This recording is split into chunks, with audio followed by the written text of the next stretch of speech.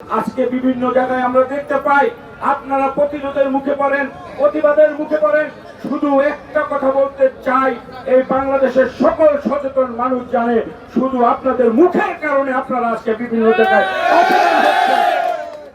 এই মুখ দিয়ে রাজনীতি বন্ধ করেন, কাজের সাথে আসেন, কাজ করে দেখান, দেশের সাথে কাজ করেন, দেশের সাথে কাজ করেন।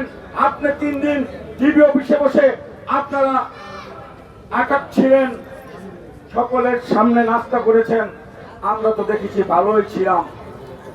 আর আন্দোলনের প্রত্যাহার করার জন্য আপনাদের কাছ থেকে ঘোষণা এসেছিল, কিন্তু আমরা বলতে চাই আমাদের কিন্তু 4 মাস গুম রেখে আমার মতো 5 থেকে 600 রাজনীতিবিদকে গুম করে হত্যা করাও কিন্তু আমাদেরকে কোন প্রকার রাজনীতি আন্দোলন থেকে সরাতে পারে নাই।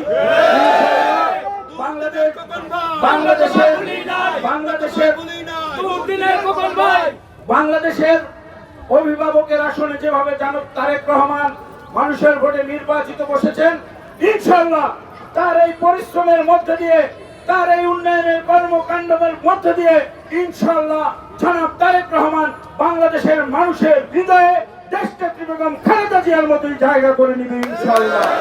তাকে মুছে ফেলা যাবে না।